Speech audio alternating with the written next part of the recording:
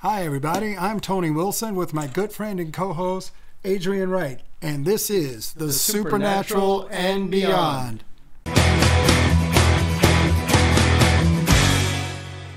I really enjoy our conversations, especially those when we do like off camera. The firmament has been such a topic for us over the last couple of years. And I just want to go into a little bit more of it from a spiritual perspective. From, the podcast title is The Supernatural and Beyond. So let's go into a little bit more of the supernatural aspect of the firmament and the spiritualness that goes along with that.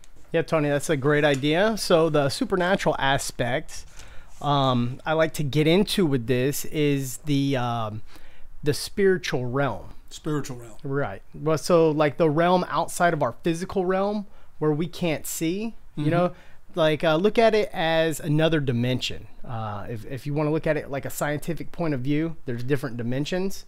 So like outside of our normal dimension of, space and time and what we can see exist.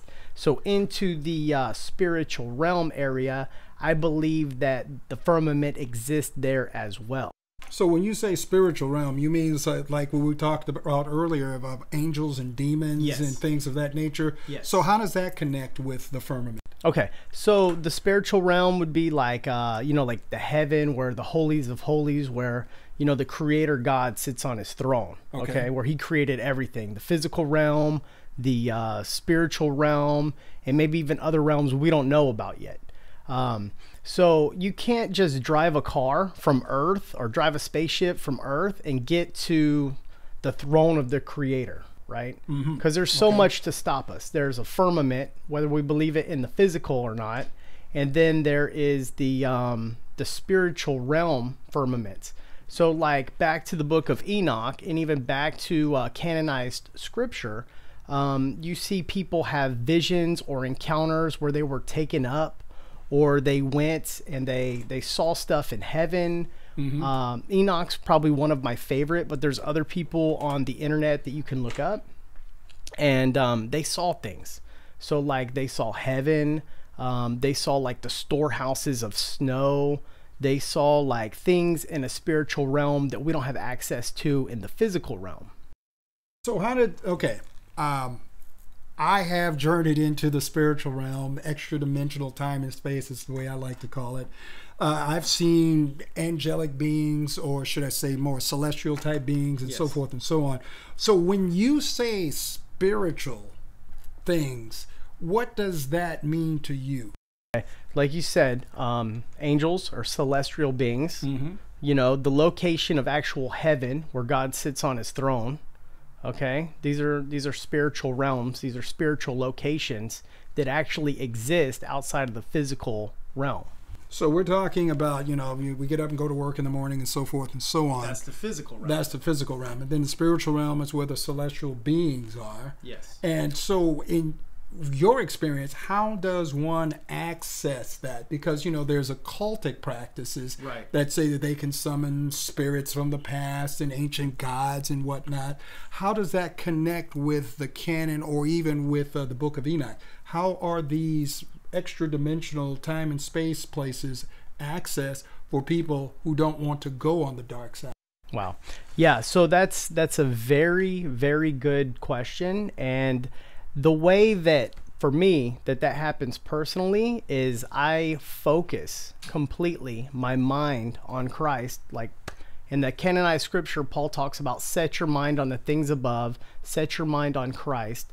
So I focus entirely on him, and I let go of any distractions that would distract me, like bills, cell phones, movies, TV, whatever. And I just completely focus in and let everything else go. And then also I kind of like Enoch style, Enoch was a friend of God, and God took Enoch and what do you mean took Enoch? several scriptures, the canonized scripture says that Enoch was with God and was no longer. So at 365 years on this planet, Enoch was taken, and this was pre-flood. He was taken. What do you? Just would Scotty beam me up or what? If you look at the book of Jasher, it says that the people of the world were searching for Enoch, but Enoch would come out and speak with them once a year, and he would spend the rest of the year communicating and having experiences and encounters with the Creator. And then all these people, the kings of the earth, they would come to Enoch for wisdom. They would come to Enoch to learn things that only Enoch knew.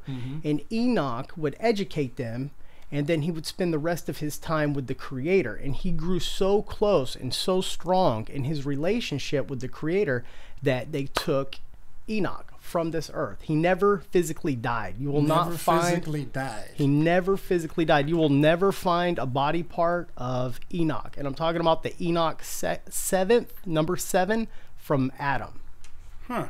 Yeah. Okay. Because Cain had Enoch too. There was a Cain and he had Enoch. So with that division, there's another Enoch out there that is not the 7th from Adam Enoch. So I just want to be clear. The 7th from Adam Enoch is who I'm talking about, that was on the earth but was no longer, because he was taken with God.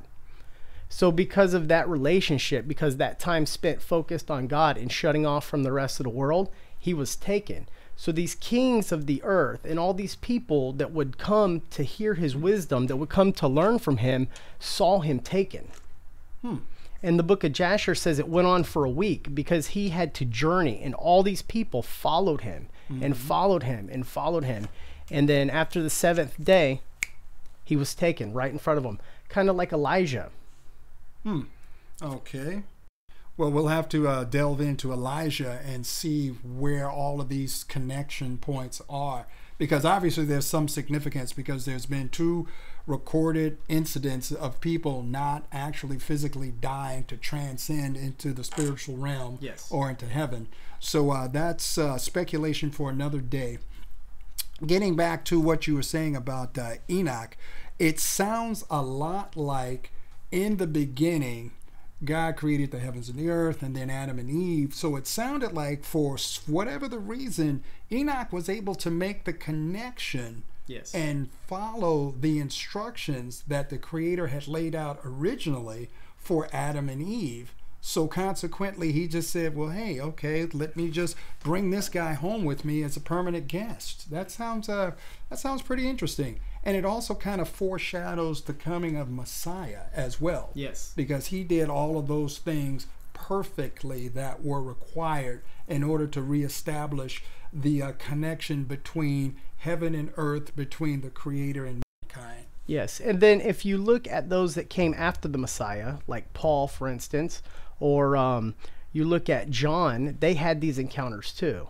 They did? Yeah. Like John, he wrote the last book of canonized scripture called Revelation, where he saw heaven open up, and they said, come up here. And he saw not only the end times, but he saw what's called the new heavens and the new earth. And he saw this current earth pass away and a new earth come. And then he even saw a new holy city called Holy Jerusalem ascend out of the clouds, out of the heavenlies, and come onto the earth.